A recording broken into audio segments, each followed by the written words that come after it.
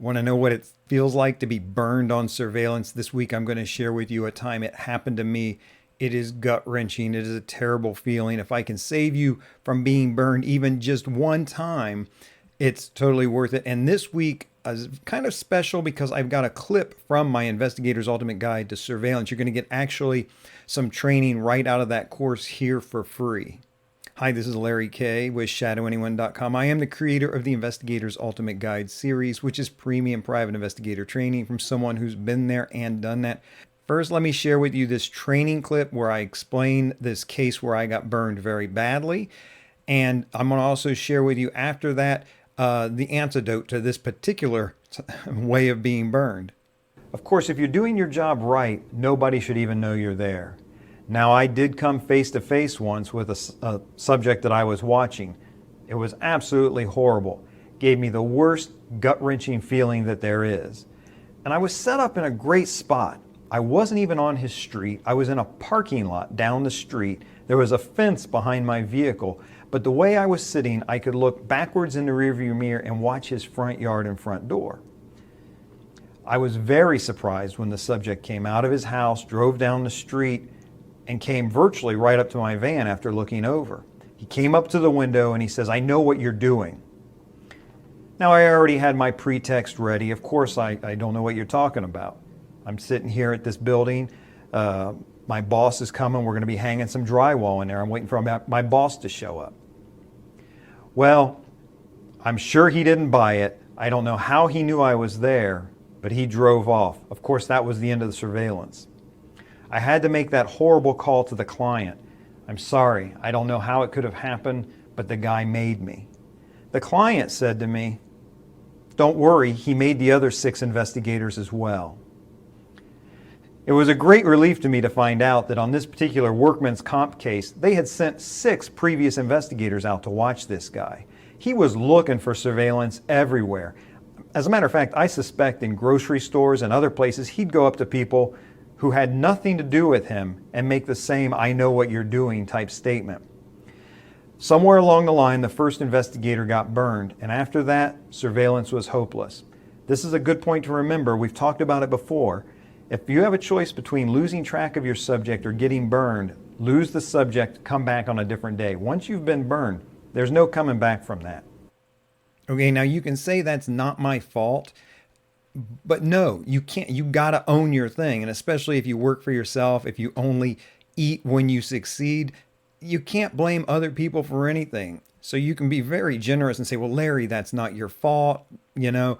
Everything, you're responsible for that. You're in your life, yes. But I mean, as a private investigator working cases, you got to own the responsibility." So here's the thing. What could I have done different?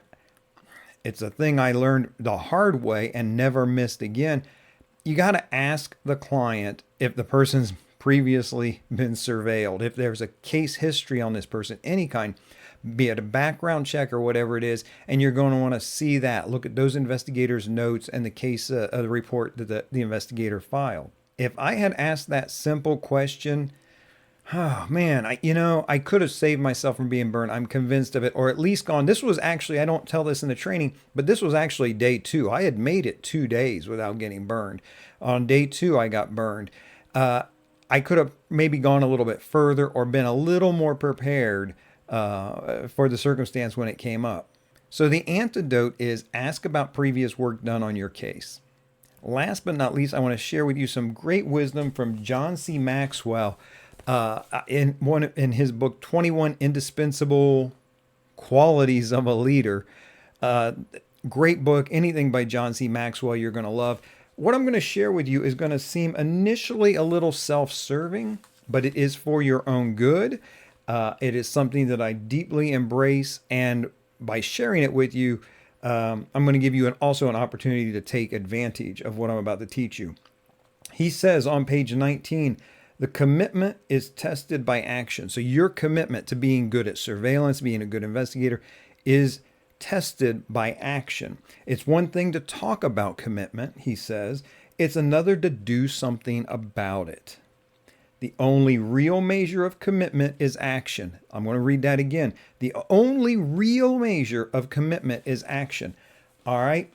Why is that self-serving? Because I'm going to blatantly ask you, if you want to do surveillance, if you want to be a better investigator, learn surveillance skills, get the professional training. Go over to ShadowAnyone.com, click through to the Investigator's Ultimate Guide to Surveillance, and honestly purchase it. If it's something that you think you're going to need, if it's something where you want to be better, take the action and purchase it. It's got a 1-year money back guarantee. Now, it's a streaming course and you've got lifetime access to it, but you've got a year to look at it, learn from it, say, this is not what I thought it was, whatever it might be. The thing about the surveillance training video is, if I save you from being burned even just one time, it's worth every penny you paid. I can promise you. When you get burned, you would pay anything to roll back the clock that 10 seconds, that 20 seconds, and fix the mistake you made. If I can teach you the thing that will save you, worth it 100 times over. Get the course, get it today, get it right now, and evaluate it. Take your time, 30 days, 60, 90 days. I take a year, right? There's no weasel clause. You don't got to, you just send me an email and say, Larry, this ain't for me. It's not what I thought it would be, or whatever it might be. You're going to get your money back really quick. What I'm asking you to do is take action for your own sake. Does it help me? Yeah. If you buy my course, and I would say buy it today, buy it now. Does that help me? Yeah, absolutely it does. Does it help you? I think it helps you as much or more. That's the whole point of business and how you want to do business. When you take a case, if you can serve process on somebody or collect evidence, workers' compensation case that saves a company $2,000, $3,000 a month in workers' compensation payments that they're paying, when they pay you $1,000 or $1,200 for the surveillance that you did for that, you got a good deal because you got to do work you love and make good money. They got a good deal because they got to save thousands every month from here on out. You see, that's how good business works. That's how purchasing this course works. Look, take action for yourself. If you change your mind tomorrow morning, click, click, click, and you got your money back. Over at ShadowAnyone, I also have a frequently asked questions page. You might find an answer to your question right there if you have any questions. If you don't see it there, reach out to me. Let me know here or over at ShadowAnyone. Either way, I'd be happy to answer all the questions I can. In the meantime, this is Larry K with ShadowAnyone.com. Remember, do the right thing, even if it's the hard thing.